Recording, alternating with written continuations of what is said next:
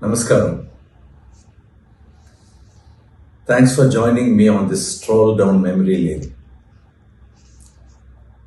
My earliest recollection of the music scene in Madras goes back to around 1959 when I was about 7 years old. I played the ghatam for a concert of Ramnath Krishnan.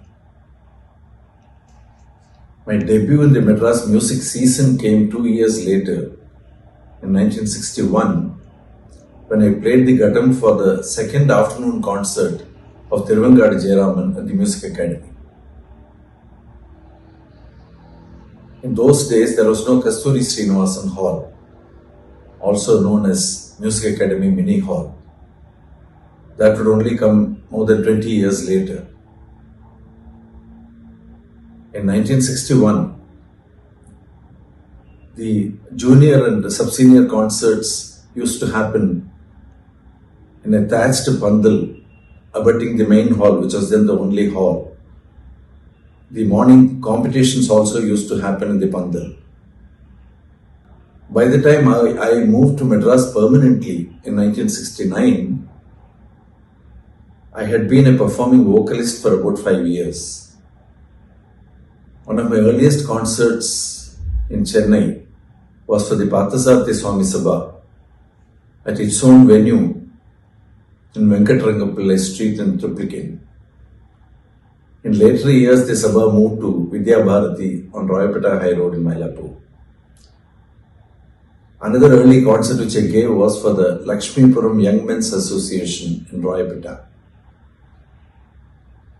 When I gave my first vocal concert at the Music Academy in 1972, the junior and sub-senior concerts had also been moved to the main hall. There were no pandal concerts anymore. Of course, the senior concerts in the evening and the night slots used to happen in the main hall as always. And one very interesting feature of those concerts was the Vidwan Pass or the Musician's Pass, which was issued to young musicians who were allowed to sit on the dais surrounding the artist's stage. This was a win-win situation because it gave the young aspiring musicians the opportunity to observe the maestros, the stalwarts, at close quarters and try to capture the nuances of their music and to enhance their own musical competence.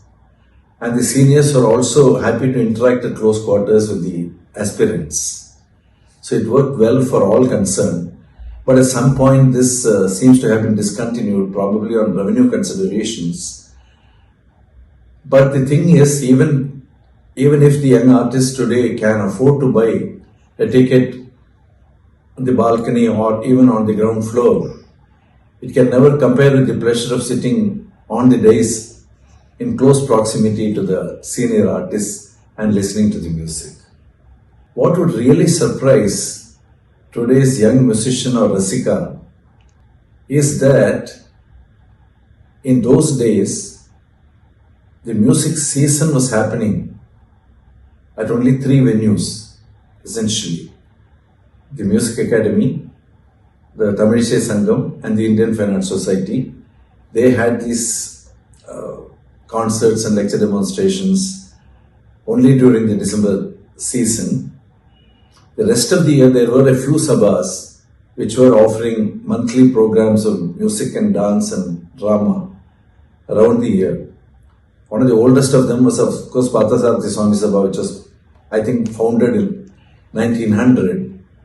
And then the Rasika Ranjani Sabha is also a very old Sabha. In fact, I have heard that even the Music Academy concerts used to be held in the Rasika Ranjani Sabha venue before the hall was built. But that was before my time. Among the books and papers of my Guru Sri Ariyakudi Ramanujan which came into my possession, along with this tambura which he bequeathed to me on his deathbed, I came upon a flyer for a Rasika Ranjani Sabha concert of 1948 of Ariyakudi, T.N. Krishnan and Palghat Maniyar with their photos on the flyer. There were other sabhas like Mailapur Fine Arts and Krishnagana Sabha. I have only heard about the Jagannatha Bhakta Sabha in Egmore and the famous concerts at Gokhale Hall in Georgetown were also well before my time. Another significant institution which sprang up pretty early, in fact as early as 1929, was the Sri Tyagaraja Sangeeta Vidvat Samajam. It was an organization founded by musicians for musicians with a little shrine for Saint Tyagaraja. It was founded by eminent musicians like T.L. Venkataramayar, Tiger Vardacharya, Harikesanallur Mutya Bhagavathar and others. This provided the opportunity for the Rasikas and musicians in Madras to try to replicate the Thiruviyaru experience in Madras.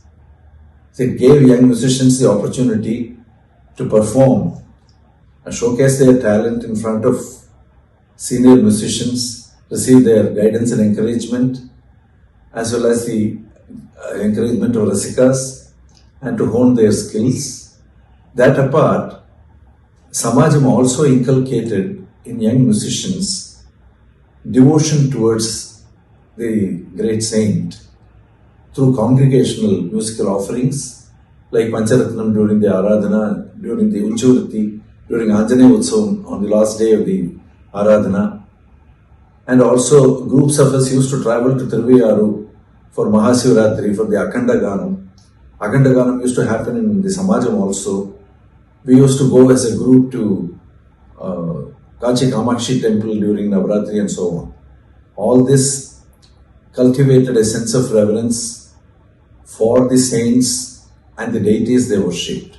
By the late 60s, early 70s, winds of change were blowing over the music scene in Madras.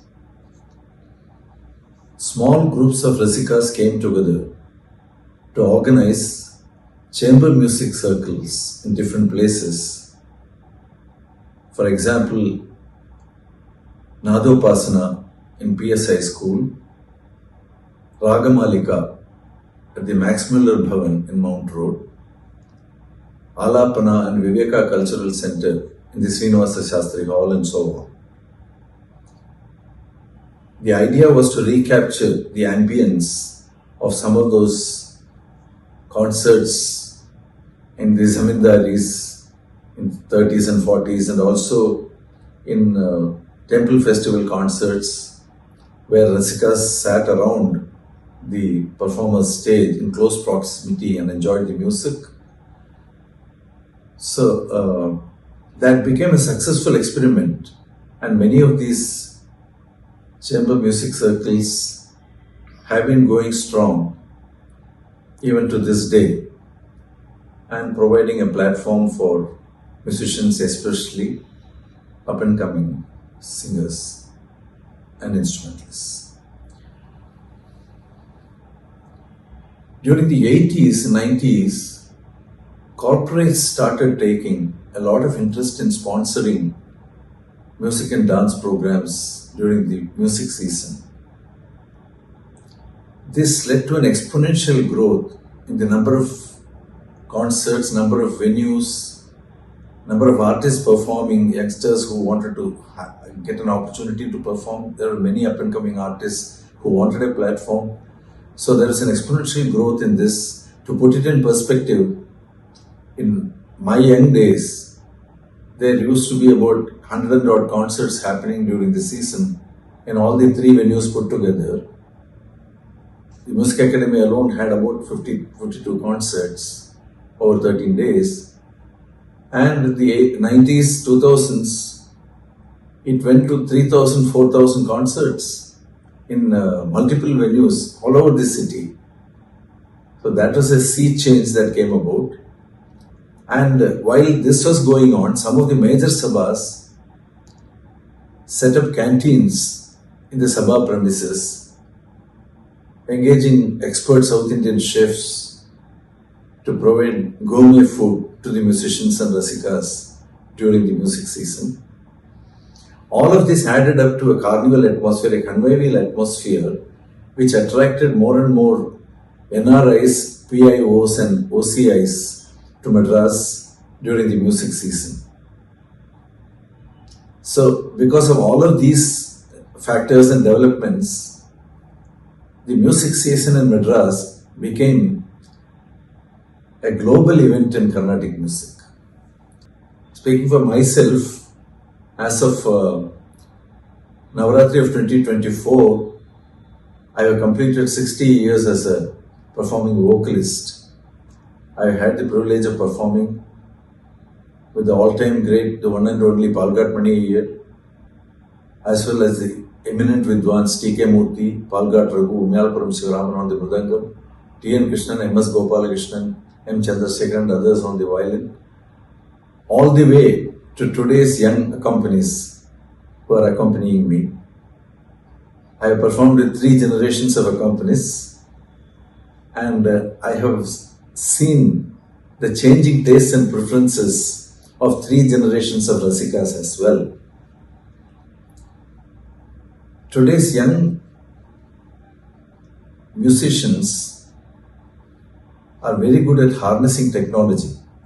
There has been a giant march of technology, as a result of which access to musical resources has seen an explosion as well. And today's young musicians, being tech savvy, are able to harness technology very well, both for improving the acoustics of their performances and for acquiring more and more repertoire. On the whole, there has been a substantial growth in the overall musical activities in Madras from the time I migrated here. On the whole, it has been a very interesting and satisfying journey with the grace of the goddess. Namaskaram.